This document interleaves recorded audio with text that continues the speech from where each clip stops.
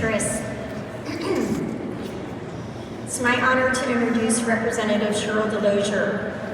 She is serving her 8th two-year term in the Pennsylvania House of Representatives, representing part of Cumberland County. Sheryl was elected the Republican Caucus Administrator for the 2023-2024 legislative session and oversees the successful operation of the printing and voter licensing departments, as well as parking resources and office use for House Republican members and staff.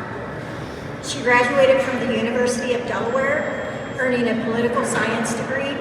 Then she attended Open University of the Netherlands and the Penn State University, earning master's degrees in business. Sheryl is an active community member, volunteering to help victims of rape, domestic violence, and Special Olympics. Welcome, Sheryl.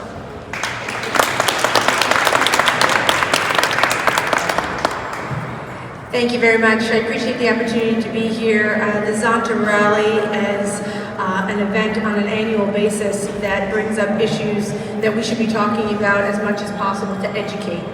We talk about certain one-day events every year, and we hope that some days, when we talk about October being Domestic Violence Awareness Month, that we are at a time when we hope that we never have to have an entire month to educate people on the issues of domestic violence.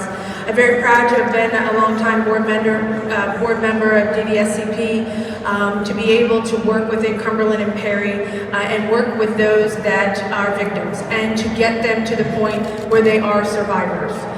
We have the vigil every year in October where we have families that have come for year after year after year because they lost their loved one to domestic violence.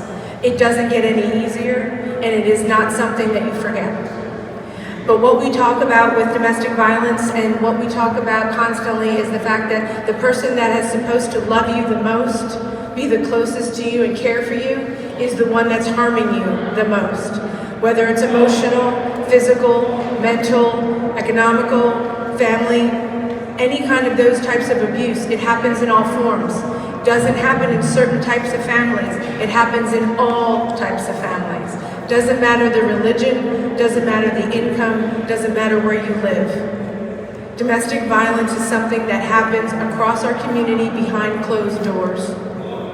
And it's something that people need to be aware of, to be able to understand the fact that when you see someone that may be in pain, when you see something that just doesn't sit right, ask them how they are.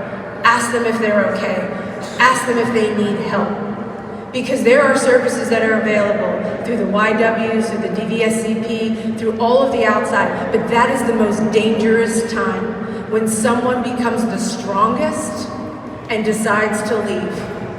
That time when they are being the bravest to make that hard decision is the time when they are the most vulnerable and they are the most at risk.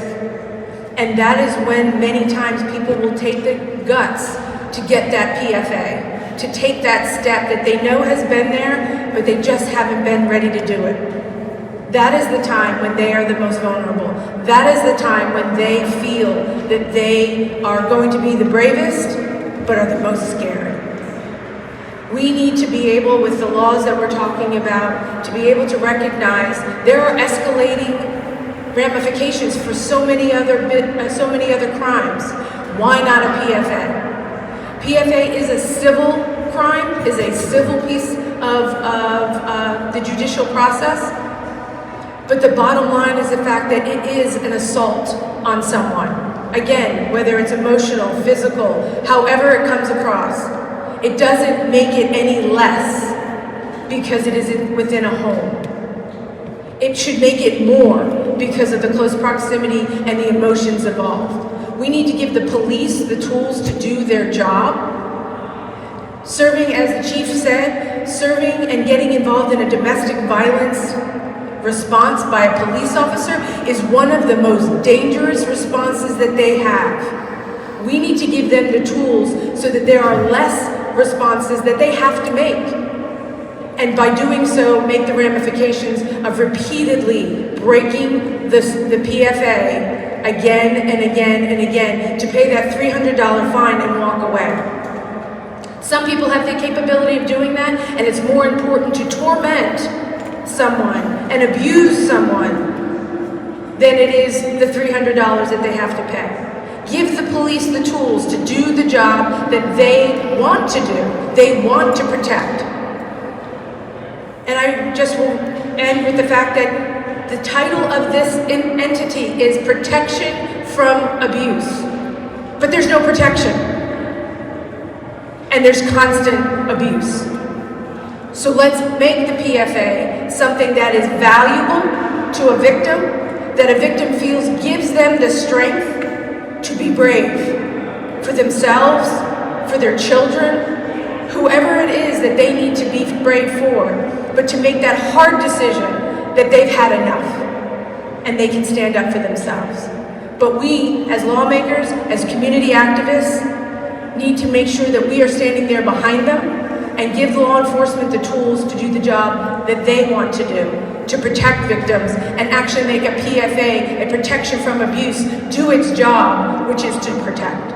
So we will continue to fight for that. Thank you for being here, for supporting that, because again and again and again, we need to educate those in the community as to what we need, why we need it, and who we're protecting.